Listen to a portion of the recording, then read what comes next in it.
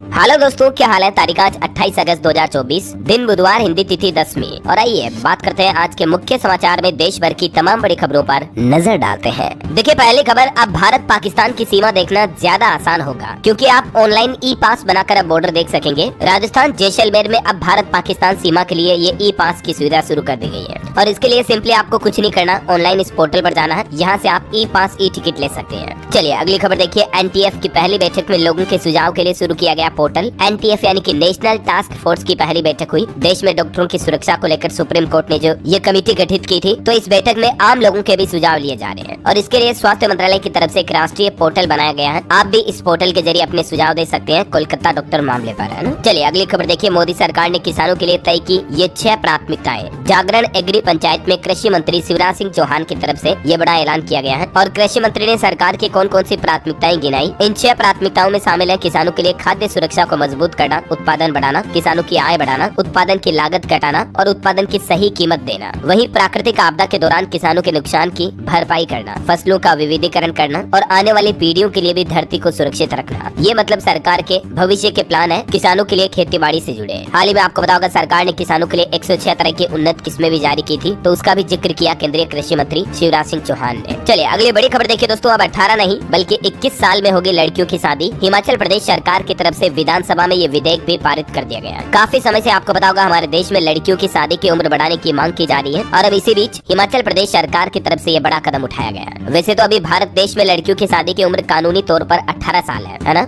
लेकिन हिमाचल राज्य में अब 21 साल में लड़कियों की शादी हो पाएगी क्योंकि विधानसभा में बाकायदा ये बिल भी पास हो चुका है। बस राज्यपाल की मंजूरी बाकी है। हालांकि केंद्र सरकार अभी तक इस विधेयक को लागू नहीं कर पाई है, लेकिन हिमाचल सरकार ने कर दिखाया है। अब 18 साल की उम्र में नहीं ब्याही जाएगी लड़कियां। हिमाचल के social justice minister Dhaniram Shandil ने ये बिल भी सदन में पेश किया और सदन से पारित भी हो चुका है। कल ही मानसून सत्र के दौरान बाल विवाह प्रतिषेध हिमाचल प्रदेश संशोधन विधेयक 2024 प्रस्तुत किया गया और इसे बिना चर्चा के सर्वसम्मति से पास कर दिया गया है। अब इस बिल को मंजूरी के लिए राज्यपाल के पास भेजा जाएगा। जाहिर सी बात है, लगभग चांसेस ये है कि राज्यपाल भी मंजूरी दे ही देंगे, तो हिमाचल प्रदेश में अब लड़कियों की शादी की उम्र 21 साल हो जाएगी, है ना। वैसे तो केंद्र सरकार भी काफी समय से इस तरह की प्लानिंग कर रही है, लेकिन अभी तक ये बिल सक्सेसफुली पास नहीं हो पाया है। वैसे लड़कियों की शादी की उम्र बढ़ाने के कुछ फायदे भी हैं। जैसे देखिए, लड़कियों को अपने करियर को आगे बढ़ने के ज्यादा अवसर मिलेंगे क्योंकि ज्यादा समय मिलेगा तो ज्यादा मौके मिलेंगे। जल्दी शादी के कारण लड़कियों की पढ़ाई अधूरी नहीं रहेगी और जल्दी शादी के कारण होने वाले कुपोषण से भी बचेगी। जल्दी मां बनने के दौरान भी काफी दिक्कतें आती है लड़कियों को, तो उनसे भी परेशानी से निजात मिलेगी, है। वैसे आपकी क्या राय है इस पर दोस्तों? क्या देश भर में लड़कियों की शादी की उम्र 18 साल से बढ़ाकर 21 साल कर देनी चाहिए या 18 ही ठीक है? आपकी राय और विचार मुझे नीचे कमेंट करके जरूर बताइएगा। चलिए अगली खबर देखिए। भारत की शक्ति अब और मजबूत होगी। अमेरिका से आएगी 70,000 से भी ज्यादा SIG शोयर राइफल। दरअसल भारतीय सेना में यूएस के द्वारा 73,000 शिग असोल्ट राइफलें दी जाएगी। हो सकता है हाल ही में रक्षा मंत्री के यूएस दौरे का असर भी दिखे है, क्योंकि अभी 2-3 दिनों से आपको बताऊंगा हमारे देश के रक्षा मंत्री राजनाथ सिंह अमेरिका दौरे पर गए थे।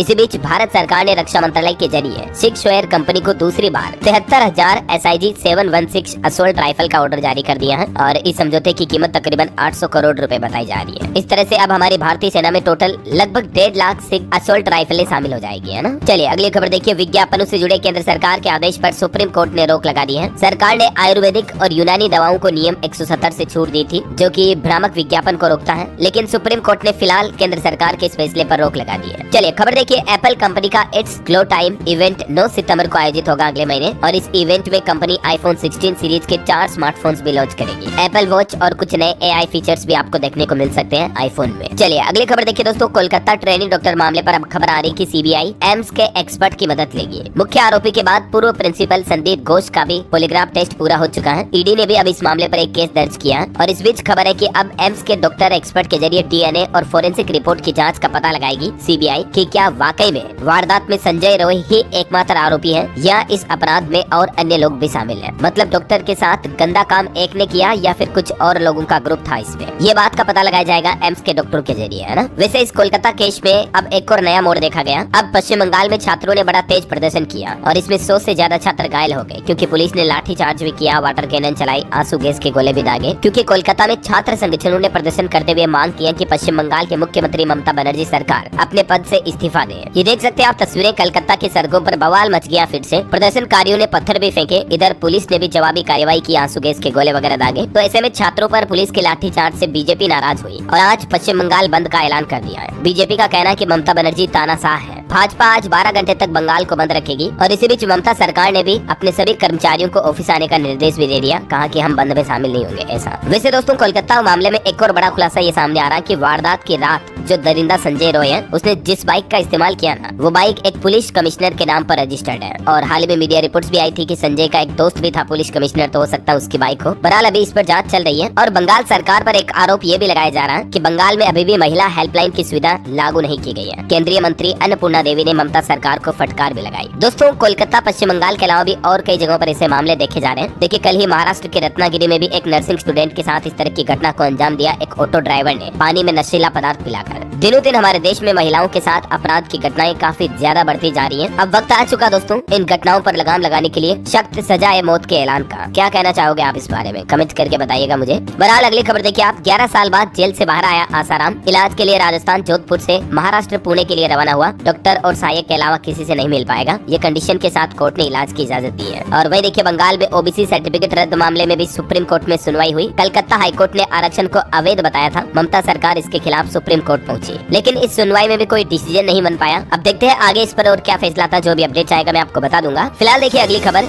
जय शाह निर्विरोध आईसीसी के चेयरमैन चुने गए। 1 दिसंबर को ये अपना पदभार संभालेंगे। रोहन जेटली बन सकते हैं बीसीसीआई के अब सचिव, क्योंकि अभी फिलहाल ये है तो अब इनकी जगह दूसरे बन सकते हैं ऐसा। चलिए अगली खबर देखिए। पीएम मोदी ने रूस के राष्ट्रपति व्लादिमीर पुतिन से बातचीत की। यूक्रेन दौरे को लेकर भी चर्चा हुई। अभी हाल ही में आपको पता होगा पीएम मोदी ने पोलैंड और यूक्रेन का दौरा किया ना, तो जैसे ही प्रधानमंत्री यूक्रेन से निकले उसके बाद जेलेंस्की ने भी पीएम मोदी को कुछ कहा था। उसको लेकर अब दुनिया भर में बहस छिड़ गई है और बात वही थी। पीएम मोदी ने भी अभी पुतिन से फोन पर बातचीत करके यही कहा कि रूस यूक्रेन जंग को रोका जाए जल्द से जल्द। अभी एक दिन पहले आपको पता होगा मोदी ने अमेरिकी राष्ट्रपति जो बाइडेन से भी फोन पर बातचीत की थी। इस दौरान यूक्रेन और बांग्लादेश के मुद्दे पर भी चर्चा हुई और दुनिया भर में शांति के लिए भारत का समर्थन भी दोहराया इस बातचीत में। वैसे अभी खबर है दोस्तों प्रधानमंत्री जल्द ही सिंगापुर का दौरा कर सकते हैं। उच्च स्तरीय बैठक में दोनों देशों के वरिष्ठ मंत्रियों ने इस मामले पर चर्चा भी की। और रूस यूक्रेन के बाद अब जब सिंगापुर जाएंगे पीएम मोदी तो यहाँ सेमीकंडक्टर समेत कई अहम मुद्दों पर बातचीत होगी। चलिए अगली खबर देखिए। भाजपा 2 सितंबर से शुरू करेगी सदस्यता अभियान। प्रधानमंत्री नरेंद्र मोदी खुद इस अभियान की अगुवाई करेंगे। चलिए अगली खबर देखिए दोस्तों। अब इस राज्य में धार्मिक स्थल, स्कूल और कॉलेज के पास नहीं खुलेगा बार। हाईकोर्ट की तरफ से यह बड़ा फैसला सुनाया गया है। झारखंड में धार्मिक स्थलों और शिक्षा से जुड़े कोचिंग, स्कूल, कॉलेज वगैरह के आसपास बार, रेस्टोरेंट नहीं खुल पाएंगे। नशीले पदार्थों की बिक्री पर रोकथाम लगाने के लिए झारखंड हाईकोर्ट की तरफ से यह बड़ा फैसला सुनाया गया। वही देखिए बिहार में जमीन मालिकों को मिला 15 सितंबर तक का समय। नीतीश सरकार की तरफ से एक नया निर्देश जारी किया गया है। जी हाँ दोस्तों, बिहार में जमीन सर्वे से जुड़ा एक नया अपडेट सामने आया है। जमीन मालिकों को कागजात जमा कराने के लिए अभी 15 सितंबर तक का समय दिया गया। बताया जा रहा है कि जमीन का सर्वे 1962 के आधार पर होगा और अधिकारियों को भी सरकार की तरफ से इस संबंध में निर्देश जारी किए गए हैं। चलिए खबर देखिए। दिल्ली के मुख्यमंत्री अरविंद केजरीवाल की न्यायिक हिरासत को 3 सितंबर तक बढ़ा दिया गया है। मुख्यमंत्री बोले कि मेरा शुगर लेवल डाउन हो रहा है। वहीं दिल्ली शराब नीति केस में तिहाड़ से बाहर आई के कविता, वो बोले कि मेरी कोई गलती नहीं है, मैं लड़ूंगी। 5 महीने बाद परिवार से मिलकर भावुक भी हो गई हो। चलिए खबर है दोस्तों। एक रिपोर्ट सामने आ रही। देखिए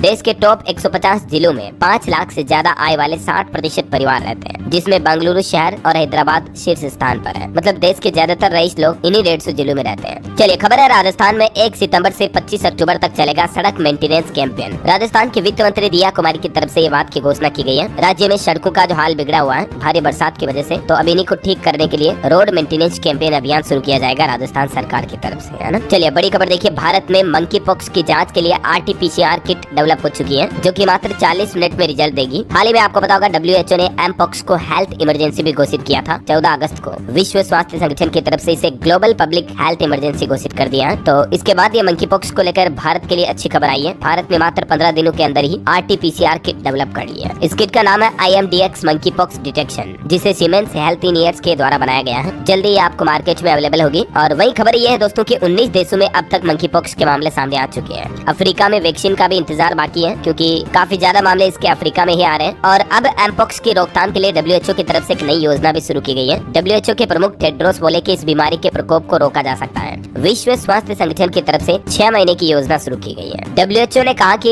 ये अनुमान है कि योजना के लिए 13 करोड़ 50 लाख अमेरिकी डॉलर की फंडिंग की भी आवश्यकता होगी, तब इस योजना को बढ़ाया जा सकेगा और दुनिया भर में मंकी पॉक्स की रोकथाम के लिए अच्छे कदम उठाए जा सकेंगे, है ना। बहरहाल अभी तो कुछ और महत्वपूर्ण और काम की खबरें देखेंगे दोस्तों अपन, लेकिन फिलहाल आज के मौसम समाचार पर नजर डाल लेते हैं। और हाँ दोस्तों, माफी चाहता हूँ आपसे, अभी 2-3 दिन से क्या कि थोड़ा जुकाम लग गया ना, इसलिए आवाज में थोड़ी दिक्कत आ रही होगी, आपको पता होगा। वैसे काढ़ा वगैरह पी रहा हूँ, देसी इलाज चल रहा, दबा के ठीक हो जाएगा जल्दी। आप अपने डीएलएस भाई को सपोर्ट कीजिएगा, है ना। खैर दोस्तों, अपनी बातें तो होती रहेगी, कभी मैं लाइव आऊंगा डीएलएस न्यूज पर बहुत जल्द, ढेर सारी लंबी बातें करेंगे। बहरहाल अभी अपन आगे बढ़ते हैं मौसम समाचार में। अच्छा, वैसे याद दिला दूं आपको, डीएलएस न्यूज चैनल पर अगर आप पहली बार आए हैं और चैनल को सब्सक्राइब नहीं किया हुआ ना, तो इसे सब्सक्राइब करके बेल आइकन जरूर दबा देना, और आपका दिल करे मन करे तो लाइक भी कर देना। चलिए मौसम की बात कर रहे थे। देखिए, देश का मानसून ट्रैकर गुजरात में बाढ़ की वजह से 15 लोगों की जान चली गई। 6 जिलों में सेना की तैनाती की गई, इतना भयंकर बाढ़ आ रही, भारी बारिश हो रही है। 30 ट्रेनें भी रद्द पड़ी है, 23,000 से ज्यादा लोगों का रेस्क्यू भी किया गया। हालात काफी गंभीर चले दोस्तों अभी गुजरात में। ये देख सकते हैं आप तस्वीरें, पिछले 3 दिन के अंदर अंदर 15 लोगों की जान गई। 17,000 से ज्यादा लोगों को सुरक्षित जगहों पर पहुंचाया गया है, और अभी भी अगले 72 घंटों तक गुजरात के कई जिलों में भारी बारिश का अलर्ट है।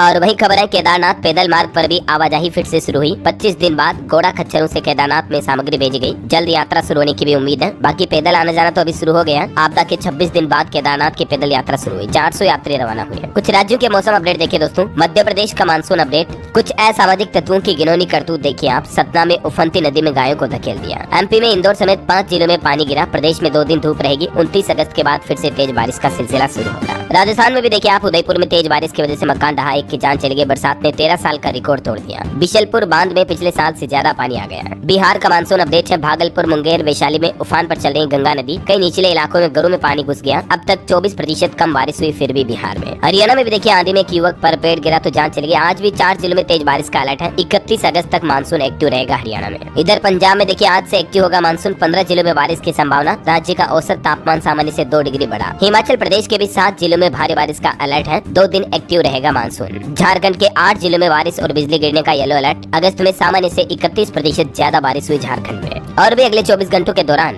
मौसम की संभावित गतिविधियां क्या रह सकती हैं, जिसकी डिटेल भी आप देख सकते हैं स्क्रीन पर। आज 28 अगस्त को 4 ऐसे राज्य हैं जहां सबसे भारी बारिश हो सकती है 12 सेंटीमीटर तक, और बाकी 10-15 ऐसे राज्य हैं जहां हल्की फुल्की बारिश देखने को मिलेगी, जिनकी लिस्ट और नाम भी आप देख सकते हैं। चलिए अब अपन आज के सराफा बाजार पर नजर डालें दोस्तों। तो देखिए, सोना 280 रुपए सस्ता हुआ, और अभी सोने का रेट 71,762 रुपए प्रति 10 ग्राम चल रहा है। और वही चांदी की कीमत में 229 रुपए की गिरावट आई। चांदी का भाव 85,962 रुपए प्रति किलोग्राम पहुंच चुका है। मार्केट के हाल भी देख लेते हैं। सेंसेक्स मात्र 13 अंकों की तेजी के साथ 81,711 पर बंद हुआ। निफ्टी में भी 7 अंक की बढ़त है। वहीं जी और सोनी के मर्जर का टर्मिनेशन विवाद सुलझ गया। दोनों कंपनियों के बीच एक एग्रीमेंट हुआ, और इस खबर के बाद जी एंटरटेनमेंट का शेयर 15% चढ़ा। निवेशकों के लिए खबर है, प्रीमियर एनर्जीज का आईपीओ ओपन हो चुका है। 29 अगस्त लास्ट डेट। गाला प्रिसीजन इंजीनियरिंग का आईपीओ 2 सितंबर को ओपन होगा। 4 तारीख तक इसमें आप इन्वेस्टमेंट कर पाएंगे, है ना। चलिए आगे बढ़ते हैं खबरों में। देखिए, भारत और चीन के वॉरशिप एक ही दिन कोलंबो पहुंचे। आईएनएस मुंबई पर 410 क्रू मेंबर्स रहे। ड्रैगन के 3 जंगी जहाजों पर 1473 लोगों का स्टाफ था। रेल यात्रियों के लिए बड़ी खबर देखिए दोस्तों। उत्तर प्रदेश के 8 रेलवे स्टेशनों के नाम बदल चुके हैं। टिकट बुक करने से पहले आप भी इन स्टेशनों के नाम जरूर चेक कर लें। एक तो फुर्सतगंज रेलवे स्टेशन का नाम अब तापेश्वर नाथ धाम कर दिया है। इसके अलावा भी ये 8 रेलवे स्टेशन कौन कौन से देख सकते हैं आप। काशिमपुर होल्ट, जायस सिटी, बानी, मिसरोली, निहालगढ़, अकबरगंज और वारिसगंज। और इन स्टेशनों के नाम बदलकर अब क्या हो गए, इसकी भी डिटेल जानकारी आप देख लीजिएगा, ठीक है ना। चलिए, रेलवे से एक और शानदार खबर ये आ रही है दोस्तों कि कई गुना बढ़ जाएगी अब रेलवे की टिकट बुकिंग की गति। जल्द ही railway next generation E ticketing platform शुरू करने जा रहा है, और इस प्लेटफॉर्म के जरिए मात्र 2 घंटे में आपको पैसे भी रिफंड मिल जाएंगे अगर टिकट बुक नहीं हो पाया या आपने कैंसिल कर दिया कुछ भी वजह से। इसके अलावा भी IRCTC ने अपने वेबसाइट पर ऑटो पे नाम की एक नई सुविधा भी शुरू कर दी है, जिससे ये रिफंड और तेजी से हो पाएगा, है ना। चलिए खबर है दोस्तों, एडवांस और मॉडर्न बनेंगे अब भारत के मुख्य युद्धक टैंक। डिफेंस के सेक्टर में भारत के लिए अच्छी खबर आ रही है। ये स्मार्ट कवच रोकेगा मिसाइलों के हमले।